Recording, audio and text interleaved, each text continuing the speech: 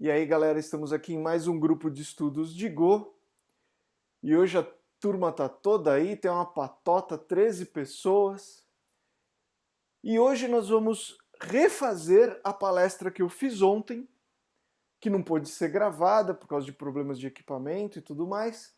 Então hoje nós vamos repetir a palestra de ontem. Não vai ter as mesmas piadinhas, porque minhas piadas são de improviso, eu não lembro de nenhuma das que eu fiz, ainda bem, porque senão ia ser a vergonha alheia enorme. A vergonha alheia não, a vergonha pessoal. Enorme. Mas, e estamos também testando a gravação. Eu nunca gravei assim, fazendo gravar o Keynote em outra tela. Vamos ver se com sorte vai tudo dar certo. Vamos ver o que a gente consegue aqui. Bom, vamos lá. Bom, meus contatos, todo mundo já conhece, então a gente pode passar por isso tranquilamente. E nós vamos falar do GoPath e de outras coisas que estão mudando no Go, né? A maioria das pessoas que a gente tem no grupo de estudos, a maioria que começou, estão aqui por quê? Né? Para aprender, para trocar experiências de Go. E o grupo de estudos começou. Opa, é claro que ia aparecer alguém e eu vou precisar parar o slide e permitir o acesso.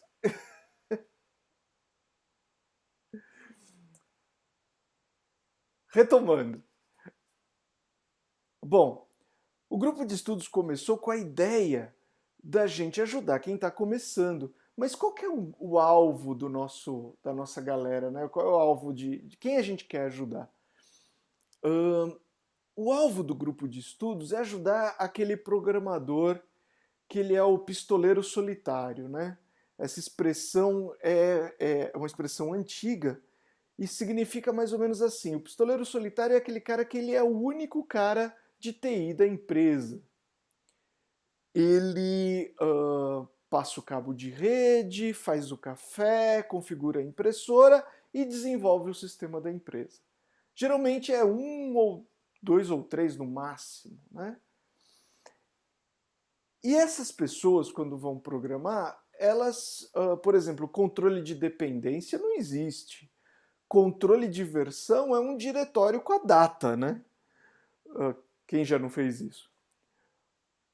Então, quando ela vai aprender, né, uma linguagem nova, adquirir conhecimento de uma linguagem nova, o setup inicial para começar a usar a linguagem é uma grande barreira, né? E o GoPath é uma barreira enorme para quem está começando. Ele causa bastante estranheza para quem, enfim, para quem está começando na linguagem. Tudo bem, eu adorei, eu achei super lógico a forma de organizar o GoPath, mas a maioria das pessoas não gosta, a maioria das pessoas acha super estranho, principalmente quando vem de principalmente quando vem de outras linguagens. Lá vamos nós de novo. É, linguagens menos formais, né? Linguagens de script que não tem um compilador, que não tem alguma coisa, um processo mais formal, elas estranham demais o GoPath e acaba sendo uma das barreiras para a adoção do Go, porque, enfim, no primeiro dia a pessoa esbarra com um diretório específico para ele guardar os seus projetos e acaba não gostando daquilo e desiste de cara, né? Se você tem uma primeira impressão ruim, é muito fácil você desistir daquilo. Bom, além do GoPath, a gente tinha o problema do controle de dependências, né? E a gente passou por vários tipos várias ferramentas para tentar controlar dependências, até que finalmente a gente chegou no GoMod. E uma das coisas legais do GoMod é que ele acabou ajudando, né, a matar finalmente o GoPath. Com o GoMod a gente pode fazer projetos fora do GoPath. E, bom, é muito simples, né? Aí tem os comandinhos iniciais para você, os 3 comandos mais importantes, mas o que mata o GoPath é basicamente o primeiro, né? GoMod init e o nome do projeto. E a partir daí você pode fazer você pode criar os packages internos do seu projeto no próprio diretório dele, sem precisar ter uma referência enorme, né, num GitHub, papapá, papapá, se você estiver hospedando no GitHub ou outro servidor de Git. Você simplesmente deu o nome do projeto e aí você vai importar os seus packages internos com o nome do projeto barra o nome do package. E isso ajuda bastante porque finalmente você vai poder trabalhar fora do GoPath. E também tem várias vantagens, né? O GoMod é muito mais rápido que as outras opções de controle de dependências. Ele tem um sistema bem inteligente de cache. Enfim, ainda não é perfeito. A gente tem algumas coisas que a gente ainda vai falar hoje que são um calcanhar de Aquiles, né, que a gente ainda tem que lidar, mas ele já ajuda bastante, enfim, já está trazendo aí umas novidades legais. Tá? E na próxima versão do Go, a 1.13, o GoPath vai ficar deprecated, né? O GoMod vai começar a ser sempre o default, né? Você usar o GoModules vai ser sempre o default. Algumas ferramentas estão caminhando bem rápido para isso, o Visual Studio Code, por exemplo. Quando você cria um projeto, ele já cria o seu... se você tiver com todos os plugins instalados e tudo direitinho do Go, ele vai criar o go.mod para você automaticamente. Então, tá indo bem rápido na direção de a gente ter ficar com o path aí mais livre para a gente poder usar. Enfim, uma forma mais fácil de tanto controlar a versão quanto de tratar o caminho dos packages. Bom, mas tem um cara que a gente ainda não conseguiu escapar. Tem um cara que a gente ainda precisa de usar, que é o nosso amigo Vendor. O GoMod é muito bom, ele resolve vários problemas, ele é rápido, você pode usar ele para baixar os pacotes automaticamente, mas ele ainda não resolve todos os problemas. Para várias coisas a gente ainda precisa usar o Vendor. Exemplo de situações úteis, né? Exemplo de coisas que a gente ainda precisa usar o Vendor. Vamos supor que você quer compilar o seu projeto através de uma ferramenta de CI. Então você vai ter um Travis CI ou qualquer outro, né, que você queira usar. E você não quer colocar a sua chave do repositório, seu repositório fechado, sei lá, GitHub ou o que você estiver usando, você não quer colocar a sua chave lá para o sistema de CI conseguir fazer o download dos seus packages privados e tudo mais. Então esse é um momento de usar um vendor, por exemplo. Tem outras situações. Você, por exemplo... agora me fugiu. Tem várias situações, mas... Isso porque eu já fiz essa palestra ontem, né? Bom, além das ferramentas de CI, você, por exemplo, ainda não tem uma boa maneira de resolver problemas como packages que sumiram, né? Você usou o package de um desenvolvedor, esse desenvolvedor teve um dia ruim, deletou o repositório e aí você ficou na mão, porque você não tinha o código-fonte desse package que você estava usando, você confiou que estava lá no GitHub, tudo direitinho. Então, se você não tiver o vendor ou não tiver isso no seu GoPath, você está na roça, né? Como é que você vai fazer? Você vai ter que entrar em contato com o desenvolvedor ou perguntar para os seus amigos se alguém tem uma cópia daquilo por algum acaso. Enfim, é bem complicado e bem perigoso. E, claro, isso é um problema genérico. Esse problema de falta de um repositório sumir não é só do Go, mas é importante para nós, então por isso que eu estou mencionando. Enfim, tem outros problemas. Só que o vendor também gera problemas. Na verdade, para a nossa turma virou até uma piada interna. Né? O Cássio criou um site lá do tantos dias sem problemas com o vendor, e aí um número. Né? Porque, enfim, todo mundo tem problemas com o vendor por N motivos. Você está lá no Visual Studio Code, clica num command-click para ir no fonte de alguma coisa que você tem que alterar, você altera, sem perceber, você alterou dentro do vendor e aí você não entende porque a alteração que você está fazendo não está surtindo efeito quando você dá commit e tenta rodar ela na ferramenta de CI e os testes estão quebrando lá, mas na sua máquina estão passando e você não entende o que está acontecendo e leva um tempão até você entender que você alterou dentro do vendor. Ou se não, pior ainda, se você tiver o vendor em vários projetos, porque você tem, enfim, seu sistema é composto de várias partes, e daí quando você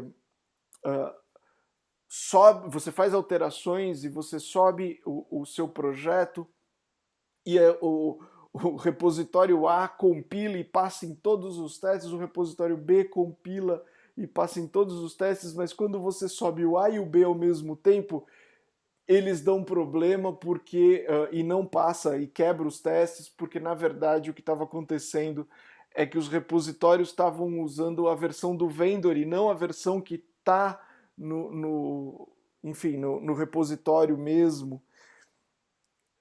E eles tinham dependência de um para o outro, né? Eram acoplados. Enfim,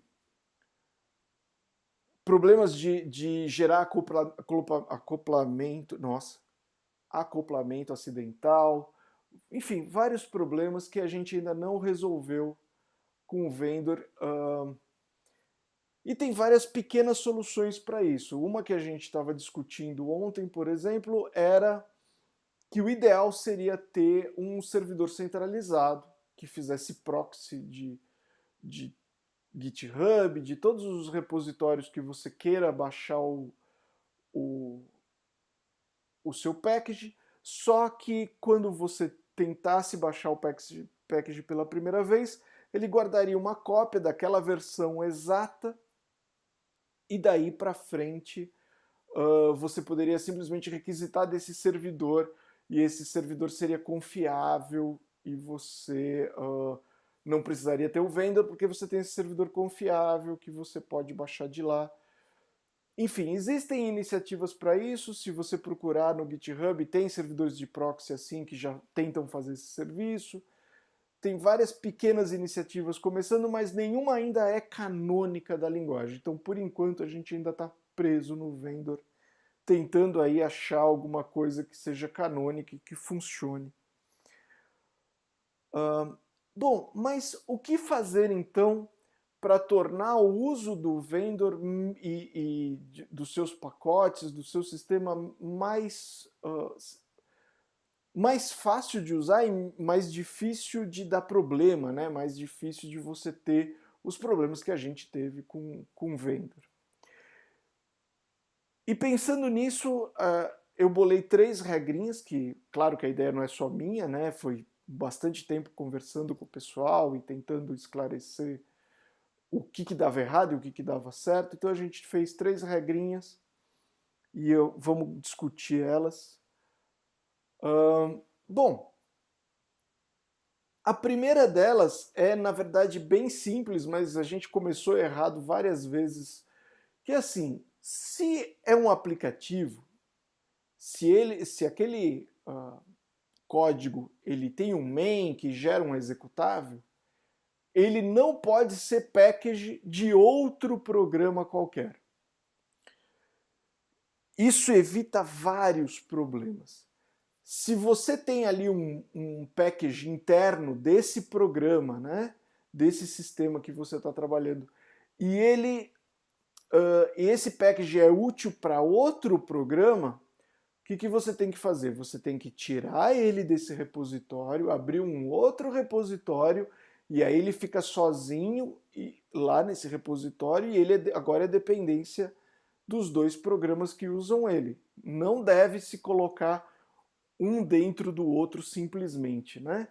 Por quê? Porque isso vai forçar você a acabar acoplando os dois programas e você vai ter vários problemas aí para manter versão, para manter as suas coisas separadas depois. Então, se você tem um package que é muito útil e ele vai ser útil em mais de um programa, você desmembra ele do programa atual e deixa ele separado para você usar fora.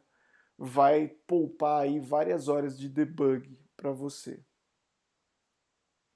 Outra coisa importante que a gente já bateu várias vezes nessa tecla é de definir bem as responsabilidades, né? Se você tem um package, ele tem que ser Unix-like, ele tem que fazer só alguma coisa e fazer bem. Não é legal você ter um package que acumule responsabilidades, né? Ele tem que ser pequeno, coeso, muito simples. Isso vai facilitar o reuso, vai facilitar a sua manutenção. Enfim, tem muitas vantagens em tentar fazer as coisas bem restritas, bem simples, né? E é legal falar que simplicidade é um negócio complicado de se conseguir. Simplicidade não é fácil. E a última regrinha é fazer releases dos seus projetos, né? Isso é especialmente útil se você faz packages de código aberto. É útil para todos os packages, mas é especialmente útil se você está fazendo um package de código aberto. Por quê? Porque isso facilita você usar o Gomod, facilita as pessoas manterem um controle de versão, elas não vão ter que manter pelo ID do commit nem nada, elas vão manter pela versão do seu package, e aí você pode dizer assim, olha, o que tiver no master é o que eu estou brincando, a versão estável é a que está no release. E aí fica bem fácil de você manter as coisas rodando, e quando você está satisfeito com uma versão, você simplesmente vai lá e cria um novo release, e isso é bem legal. A única coisa que tem que tomar cuidado é para não fazer maluquice com o número de versão, né? Tentar ser o mais canônico possível. Aí eu deixei um sitezinho que explica enfim, tenta formalizar como você numerar sua versão de uma maneira canônica, que o Gomod vai entender quando tiver uma versão mais nova, ele vai saber escolher a versão mais nova para você. E, bom, enfim, isso é bastante importante porque se você fizer lambança com o número de versão, isso vai gerar lambança para os seus usuários, né? E provavelmente para você também.